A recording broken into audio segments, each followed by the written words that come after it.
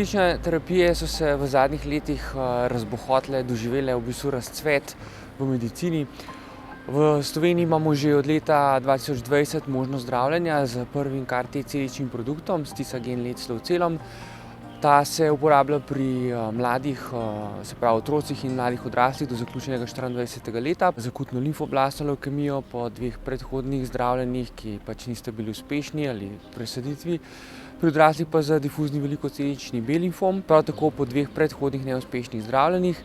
No, in moram povedati, da nam ta možnost zdravljenja predstavlja neko možnost po teh standardnih pristopih, ki jih sicer do zdaj poznamo, kot so kemoterapije, kemoimunoterapije in presaditve kostnega možga. Se pravi, nadaljevanje zdravljenja je neko novo možnost tem bolnikom, ki pač imajo ponovno ponovitev bolezni, da imajo vsaj možnost zaenkrat še nekih kratkoročnih odgovorov pa preživeti, ko pa seveda čas teče, pa zbiramo dolgoročne rezultate, pa bomo lahko bolj zanesljivo povedali tudi, kaj to pomeni za dolgoročen rezultat zdravljenja. V primerjavi z drugimi visokodoznimi kemoterapijami, predvsem avtologno presaditev, če primerjamo CAR-T celično zdravljenje, lahko rečemo, da je res bolj blaga, se pravi sama kemoterapija, ki jo spremlja, jo bolniki lažje prenašajo, pa tudi sopojavi so v povprečju obvladljivi, znamo jih in zaznati, diagnosticirati in zdraviti, tako da dejansko lahko starostno mejo pri teh bolnikih tudi prestajamo na 70 in več let.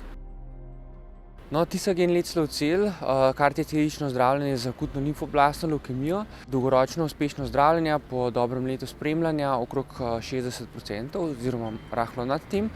Pri difuznem velikoceličnem B-limfomu pa je ta rezultat malo slabši, okrog 40%. Zdaj, če se osredotočimo tudi na bodočo terapijo, ki je zaenkrat še v postopku v Evropski uniji, se pravi pri EMI, potem pa bo tudi v Sloveniji, se pravi za CAR-T celično terapijo za diseminiran plazmocitom. V tem primeru pa imamo podatke v spremljanja faze 2 klinične raziskave v obdobju dobrega leta dni. No, in tam je tisti median čas do napredovanja bolezni okrog 9 mesecev. Se pravi, da imajo ti bolniki v bistvu boljše izglede zdravljenja s CAR-T celično terapijo, kot pa z drugimi primerljivimi terapijami na tej stopnji njihove bolezni. Lastna CAR-T celična terapija je naša velika želja.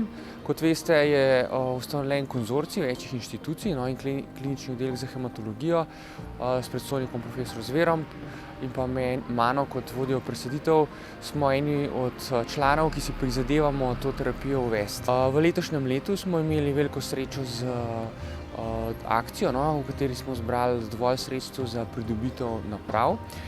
Je pa to šele prvi korak v celotnem postopku, ki pa obsega potem še ustrezne prostore, ki jih je deloma potrebno izgraditi.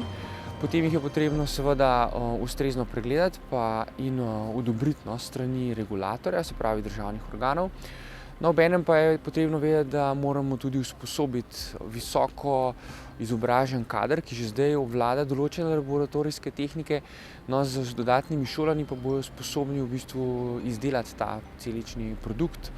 In takrat, ko bomo imeli vse te pogoje izpolnjene in pa prve rezultate, se pravi teh v bistvu testnih preverjanj naših naprav pa sposobnosti izdelave, takrat bomo lahko izdelali prvi celični produkt za prvega bolnika.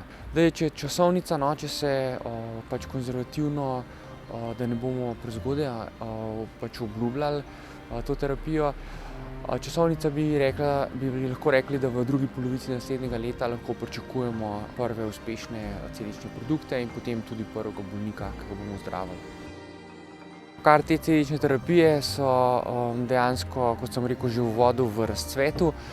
Lahko rečem, da se mi kot zdravniki neposredno v stiku z vami in bolniki seveda prizadevamo, da bomo ta zdravljenja čim prej pridobili tako iz komercialnih virov, kot tudi iz lastnih sposobnosti izdelave.